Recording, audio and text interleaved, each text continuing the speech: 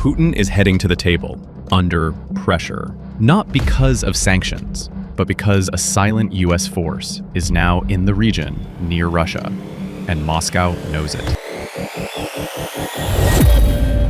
The world is watching the Alaska summit. On the surface, it's about a Ukraine ceasefire, but behind the cameras, a different game is unfolding. What exactly did Washington position, and why did it make the Kremlin pick up the phone? This Friday, Alaska will host a high-stakes summit between President Donald Trump and President Vladimir Putin. The talks will be framed as a push to end the war in Ukraine. But both sides will arrive with entirely different agendas. Moscow will seek territorial recognition in the east, and guarantees Ukraine will never join NATO. Kyiv, backed by most of Europe, refuses to surrender land, or accept deals made without their consent. Trump has hinted at bold options that could force a breakthrough, but hasn't revealed what they are. Every handshake, every stare across that table will be loaded with meaning. Because away from the press briefings, another conversation will be happening, one measured not in words, but in military readiness. The Kremlin says Putin is meeting because of Western economic pressure. But inside Moscow's war rooms, the real concern isn't the economy. It's what's in the water. If you want to follow this hidden side of the story as it unfolds, subscribe now. You won't see it anywhere else. US attack and missile subs now within minutes of Russian targets. This isn't a rumor. These deployments are complete. And the fear inside the Kremlin is simple. If conflict breaks out, they could cripple Russia's navy and infrastructure before it can react. And the clock is no longer in Russia's favor. The US submarine threat is no bluff. On August 1, President Trump confirmed 2 nuclear submarines had been repositioned in the region near Russia. For the Kremlin, it wasn't just about steel and missiles. It was about what that move signaled. America is prepared, if provoked, to step out from the shadows and confront Russia directly. Not just through proxies, not with half measures. For years, Moscow's generals assumed Washington would stop short of direct involvement. Now, they're staring down the Ohio-class ballistic missile submarine, a vessel purpose-built for final resort power. At nearly 19,000 tons submerged, each Ohio-class carries Trident II D5 missiles, with ranges over 7,000 miles and accuracy within 300 feet. Thanks to MIRV technology, each missile can carry up to 8 nuclear warheads, meaning a single launch could hit multiple targets in minutes. But here's the unnerving part for Russia. These subs are almost impossible to find. Hydrodynamic hulls slice silently through the deep.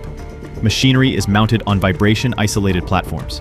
Anechoic tiles swallow sonar pings. And with nuclear propulsion, they can remain hidden beneath the ice for months. Moscow's admirals know, once an Ohio class is in strike position, detection may come only seconds before impact. Yet they also know the US would face enormous risks in using them. Risks that could escalate to mutual destruction. And that's what makes this move so dangerous. We're just getting started. Hit subscribe so you don't miss the next move in this high-stakes game. For Putin, the submarines were only half the nightmare. The other half, they're backed by the largest military alliance in human history, NATO. The US and its allies spend over $1.2 trillion a year on defense, more than 15 times Russia's budget. But money isn't the only factor. Readiness is. NATO's strategy for a clash with Russia is built on speed, coordination, and force projection. Years of Defender Europe and Arctic drills have tested the alliance's ability to move tanks, jets, and entire brigades across borders in days. The US Navy has even restored its second fleet for North Atlantic operations, exactly where those Ohio-class submarines now patrol. In a conflict, the likely first step, blind the enemy. Cyber units disrupt Russian comms and satellites, paired with EA-18G Growler jets jamming radar. Control the skies. Stealth bombers strike air defense hubs before F-35s sweep Russian fighters from the air. Command the seas. Carrier strike groups in the Norwegian Sea, Aegis-equipped destroyers and subs hunting Russia's own ballistic missile boats. Move on land, from forward troops in the Baltics to a surge of 300,000 combat-ready soldiers in 30 days, led by Abrams, Leopard 2, and Challenger 2 tanks. Shield from retaliation. missile defenses in Poland, Romania, and at sea to blunt an initial strike. But even with all this muscle, NATO knows a fight with Russia wouldn't be a pushover. The alliance's speed and coordination could seize the advantage, but Russia's countermeasures are designed to make sure no victory comes cheap. If NATO's plan is to hit fast, Russia's plan is to hit back hard and keep hitting until the other side tires. The Kremlin still controls the largest nuclear arsenal on Earth. Missiles like the RS-28 Sarmat, Satan II, can carry enough warheads to level an entire coastline. Hypersonic weapons like Kinshal and Avangard are designed to evade US missile shields altogether. Russia's Bastion defense doctrine turns the Barents Sea into a fortress, guarded by ultra-quiet Kilo-class black hole subs. Armed with Caliber cruise missiles, they can strike NATO bases before US or UK subs get close. Its S-500 air defense can target stealth aircraft and even low-orbit satellites, threatening NATO's eyes in the sky. And A2AD zones in Kaliningrad and Crimea could lock NATO forces out of key regions, long enough for Russia to regroup.